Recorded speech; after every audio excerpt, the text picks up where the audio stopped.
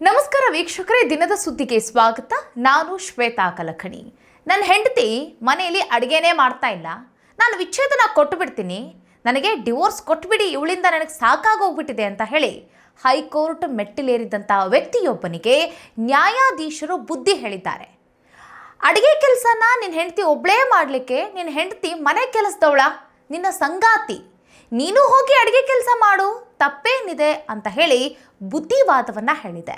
ಅಷ್ಟೇ ಅಲ್ಲ, ಇವತ್ತಿನ ದಿನಮಾನಗಳಲ್ಲಿ ಹೊರಗೂ ಕೆಲಸ ಮಾಡಿ ಮನೆ ಒಳಗೂ ಕೂಡ ಬಂದು ಅಡುಗೆ ಕೆಲಸ, ಬಟ್ಟೆ ಒಗೆಯೋದು, ಪಾತ್ರೆ ತೊಳೆಯೋದು ಎಲ್ಲ ಕೆಲಸವನ್ನು ಹೆಂಡತಿಯೊಬ್ಬಳೇ ಮಾಡಬೇಕು ಅನ್ನೋ ಒಂದಷ್ಟು ಮನಸ್ಥಿತಿಯನ್ನು ಹೊಂದಿರುವಂತಹ ವ್ಯಕ್ತಿಗಳಿಗೆ ಇದೊಂದು ಒಳ್ಳೆಯ ತೀರ್ಪು ಅಂತ ಹೇಳ್ಬೋದು.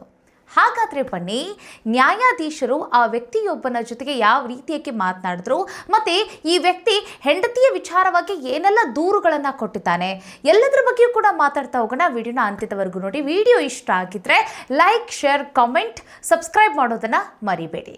ವೀಕ್ಷಕರೇ, ಕಾಲ ಬದಲಾಗಿದೆ, ಆದರೆ ಕೆಲ ಜನಗಳು ಇನ್ನೂ ಕೂಡ ಬದಲಾಗೇ ಇಲ್ಲ.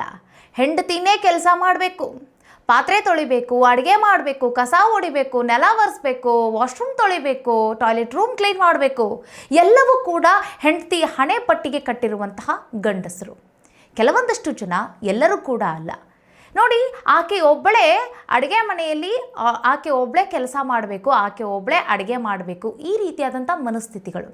ಸೊ ಈಗ ಕೋರ್ಟ್ ಈ ವಿಚಾರವಾಗಿ ಮಾತನಾಡಿರುವಂಥ ವಿಚಾರವನ್ನು ಕೆಲ ಗಂಡಸರು ಏನಿದಾರಲ್ಲ, ಈ ರೀತಿ ಯೋಚನೆ ಮಾಡೋರು, ಹೆಂಡತಿ ಒಬ್ಬಳೇ ಕೆಲಸ ಮಾಡಬೇಕು, ಇದನ್ನು ಅವರು ಅರ್ಥ ಮಾಡ್ಕೊಳ್ಳೇಬೇಕು, ಇದನ್ನು ತಿಳ್ಕೊಳ್ಳೇಬೇಕು. ಸೊ ಹಾಗಾಗಿ ಈ ವಿಡಿಯೋನ ಕ್ವಿಕ್ಕಾಗಿ ಅಂತಹ ಮನಸ್ಥಿತಿ ಉಳ್ಳ ಗಂಡಸರಿಗೆ ಈ ವಿಡಿಯೋನ ಶೇರ್ ಮಾಡಿ. ನೋಡಿ, ಏನಾಗುತ್ತೆ ಅಂತಂದರೆ, ಇಬ್ಬರು ಶಿಕ್ಷಕ ಶಿಕ್ಷಕಿ, ಇವರಿಬ್ಬರು ಒಂದು ಸರ್ಕಾರಿ ಶಾಲೆಯಲ್ಲಿ ಕೆಲಸ ಮಾಡ್ತಿರ್ತಾರೆ. ಇವರಿಬ್ಬರು ಟೀಚರ್ಸ್. ಸೊ ಇವರು ಬೆಳಗ್ಗೆ ಹೋಗ್ತಾರೆ, ಸಾಯಂಕಾಲದವರೆಗೂ ಕೂಡ ಕೆಲಸ ಮಾಡ್ತಾರೆ.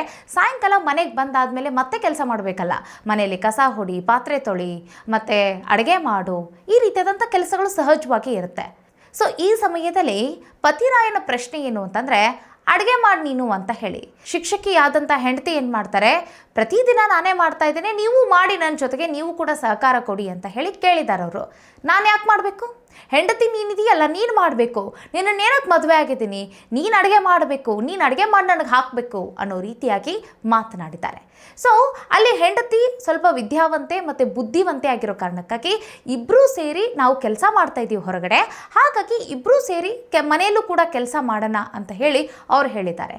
ಈ ವಿಚಾರಕ್ಕೆ ಕೋಪಗೊಂಡಂತಹ ಗಂಡ ಹೈಕೋರ್ಟ್ ಮೆಟ್ಟಿಲೇರ್ತಾರೆ. ನೋಡಿ, ನನ್ನ ಹೆಂಡತಿಯಿಂದ ನನಗೆ ಡಿವೋರ್ಸ್ ಕೊಟ್ಬಿಡಿ, ನನಗೆ ವಿಚ್ಛೇದನ ಬೇಕು, ಆಕೆಯಿಂದ ನನಗೆ ಬಿಡುಗಡೆ ಬೇಕು ಅಂತ ಕೇಳ್ತಾರೆ. ಯಾಕಪ್ಪ, ಏನಾಯಿತು, ಏನಕ್ಕೆ ನಿನ್ನ ಹೆಂಡತಿಗೆ ನೀನು ವಿಚ್ಛೇದನ ಕೊಡೋಕ್ಕೆ ನೀನು ಇಷ್ಟಪಡ್ತಿದ್ದೀಯ, ಏನಾಯಿತು ಅಂತ ಕೇಳ್ತಾರೆ. ಆಗ ಹೇಳ್ತಾರೆ ಗಂಡ, ನೋಡಿ, ಮನೆಯಲ್ಲಿ ನಾನೇ ಕೆಲಸ ಮಾಡಬೇಕಂತೆ, ಆಕೆ ಅಡುಗೆ ಮಾಡೋದಿಲ್ಲ ಅಂತೆ. ಸೊ ಹಾಗಾಗಿ ಆಕೆ ಕಿರುಕುಳ ನನಗೆ ತುಂಬ ಕಷ್ಟ ಆಗ್ತಾ ಇದೆ, ನನಗೆ ಆಕೆ ಬೇಡ, ನಾನು ಆಕೆಯಿಂದ ವಿಚ್ಛೇದನ ತಗೊಂಡು ನಾನು ಬಿಡುಗಡೆಯನ್ನು ಪಡಿತೀನಿ ಅಂತ ಹೇಳಿ ನ್ಯಾಯಾಧೀಶರ ಮುಂದೆ ವ್ಯಕ್ತಿಯೊಬ್ಬ ಹೇಳಿದ್ದಾನೆ. ಸೊ ಆಗ ನ್ಯಾಯಾಧೀಶರು ಹೇಳ್ತಾರೆ, ಆಕೆ ಒಬ್ಬಳೇ ಕೆಲಸ ಮಾಡಬೇಕು ಅಂತಂದರೆ ಆಕೆ ಏನು ಕೆಲಸದವಳ ಅಂತ ಪ್ರಶ್ನೆ ಮಾಡ್ತಾರೆ. ಏನಂದರೆ ನೋಡಿ, ಇವರಿಬ್ಬರು ಯಾವ ರೀತಿಯಾಗಿ ಹೆಂಗೆ ಏನು ಕೆಲಸ ಮಾಡ್ತಿದ್ದಾರೆ, ಏನು ಇವರಿಬ್ಬರ ಹಿಸ್ಟ್ರಿನ ತಗೊಳ್ತಾರೆ. ಸೊ ಇವರಿಬ್ಬರು ಸ್ಕೂಲ್ ಟೀಚರ್ ಅನ್ನೋದು ಗೊತ್ತಾಗುತ್ತೆ ನ್ಯಾಯಾಧೀಶರಿಗೆ. ಇಬ್ಬರು ಹೊರಗಡೆ ಹೋಗಿ ಕೆಲಸ ಮಾಡ್ತಿದ್ದಾರೆ. ಸೊ ಮನೆಗೆ ಬಂದಾದ ಮೇಲೆ ಹೆಂಡತಿ ಒಬ್ಬಳೇ ಕೆಲಸ ಮಾಡಬೇಕು ಅನ್ನೋದು ಈ ಅರ್ಜಿದಾರ ಅಂದರೆ ಈ ವ್ಯಕ್ತಿಯೊಬ್ಬನ ಏನಂತಂದರೆ ಮಾತಾಗಿದೆ. ಸೊ ಹಾಗಾಗಿ ಬೇಸರಗೊಂಡಂಥ ನ್ಯಾಯಾಧೀಶರು ಹೇಳ್ತಾರೆ, ಆಕೆ ಏನು ಮನೆ ಕೆಲಸದೋಳ, ಮನೆ ಕೆಲಸ ಜವಾಬ್ದಾರಿ ಆಕೆಗಷ್ಟೇನ, ನೀವು ಹೋಗಿ ಮಾಡಬೇಕು. ಸೊ ಇಬ್ಬರೂ ಸೇರಿ ಮನೆ ಕೆಲಸನ ಹಂಚ್ಕೊಂಡು ಮಾಡಿದಾಗ ಜೀವನ ಚೆನ್ನಾಗಿರುತ್ತೆ, ಬದುಕು ಬಂಗಾರ ಆಗುತ್ತೆ ಅಂತ ಹೇಳಿ ನ್ಯಾಯಾಧೀಶರು ಬುದ್ಧಿವಾದವನ್ನು ಹೇಳ್ತಾರೆ. ಸೊ ಆಗ ಇಷ್ಟಕ್ಕೆ ಸುಮ್ಮನಾಗದಂತಹ ಅರ್ಜಿದಾರ ಸುಪ್ರೀಂ ಕೋರ್ಟ್ ಮೆಟ್ಟಿಲೇರ್ತಾರೆ. ಅದು ಹೆಂಗಾಗುತ್ತೆ, ಪುರುಷ ಪ್ರಧಾನವಾದಂತಹ ಈ ಒಂದು ಜಮಾನದಲ್ಲಿ ನಾನು ಹೆಂಗೆ ಅಡುಗೆ ಮನೆಗೆ ಹೋಗಿ ನಾನು ಅಡುಗೆ ಮಾಡಬೇಕು, ಮನೆ ಕೆಲಸ ಮಾಡಬೇಕು, ಸಾಧ್ಯ ಆಗೋದಿಲ್ಲ.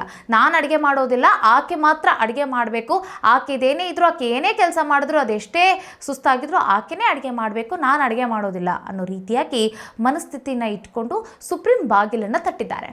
ಆಗ ನ್ಯಾಯಾಧೀಶರು ಅಂತಂದರೆ ಸುಪ್ರೀಂ ಕೋರ್ಟ್ನ ನ್ಯಾಯಾಧೀಶರು ಕೂಡ ಈ ವಿಚಾರಣೆಯನ್ನು ಕೈಗೆತ್ಕೊಳ್ತಾರೆ.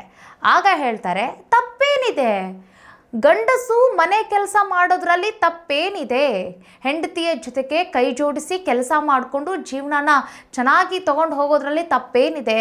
ಹೆಂಡತಿಯ ಜೊತೆಗೆ ಗಂಡನೂ ಕೆಲಸ ಮಾಡಬೇಕು, ಗಂಡನ ಪಾಲುದಾರಿಕೆ ಕೂಡ ಇದೆ ಅಂತ ಹೇಳಿ ಸುಪ್ರೀಂ ಕೋರ್ಟ್ನ ನ್ಯಾಯಾಧೀಶರು ಈ ಮಾತನ್ನ ಎತ್ತಿ ಹಿಡಿತಾರೆ.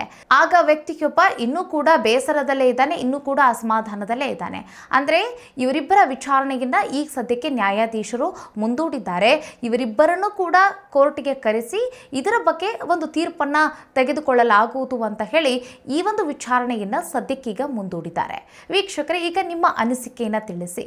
ನೋಡಿ, ಈಗ ಇಬ್ಬರು ಸೇರಿ ಹೊರಗಡೆ ಹೋಗಿ ಕೆಲಸ ಮಾಡ್ತಿದ್ದಾರೆ. ಸೊ ಇವತ್ತು ಬದಲಾದ ಜಗತ್ತು ಹೆಂಗಿದೆ ಅಂತಂದರೆ, ಮೊದಲೆಲ್ಲ ಹೆಂಡತಿ ಮನೆಯಲ್ಲೇ ಇರ್ತಿದ್ರು, ಅವರು ಮನೆಯ ಎಲ್ಲ ಕೆಲಸಗಳನ್ನು ಎಲ್ಲ ಜವಾಬ್ದಾರಿಯನ್ನು ಅವರೇ ನೀಗಿಸ್ಕೊಂಡು ಹೋಗ್ತಾ ಇದ್ರು. ಗಂಡಸು ಏನು ಮಾಡ್ತಾ ಇದ್ರು, ಗಂಡ್ಮಕ್ಳು ಹೆಂಗೆ ಅಂತಂದರೆ ಹೊರಗಡೆ ಹೋಗಿ ದುಡಿಯೋದು, ಈ ಹಣಕಾಸಿನ ವಿಚಾರ ಮತ್ತು ಎಲ್ಲವನ್ನು ಕೂಡ ಅವ್ರು ನೋಡ್ಕೊಳ್ತಾ ಇದ್ರು.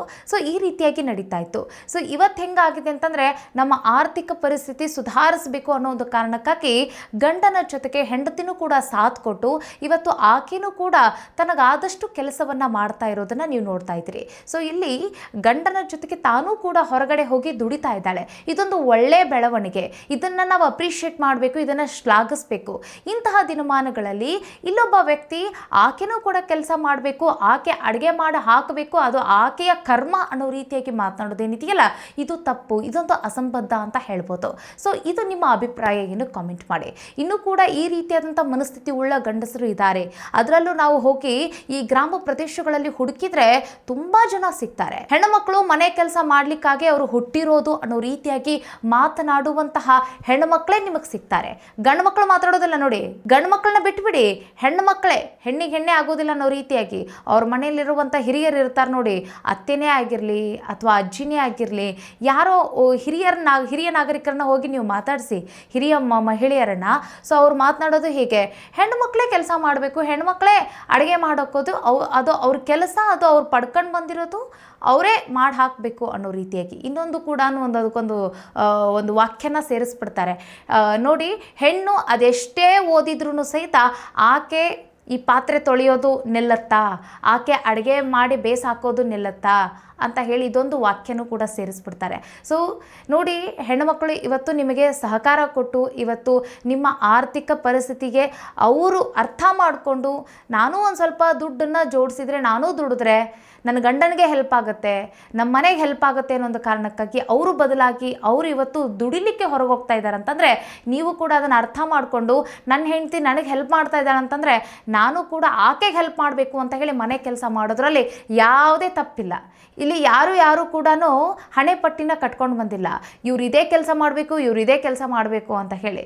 ಸೊ ಅರ್ಥ ಮಾಡಿಕೊಂಡು ಹೊಂದಾಣಿಕೆಯಿಂದ ಜೀವನ ನಡೆಸಿದ್ರೆ ಆ ಬದುಕು ಬಂಗಾರ ಆಗುತ್ತೆ ಅನ್ನೋದು ನ್ಯಾಯಾಧೀಶರ ಮಾತಾಗಿತ್ತು.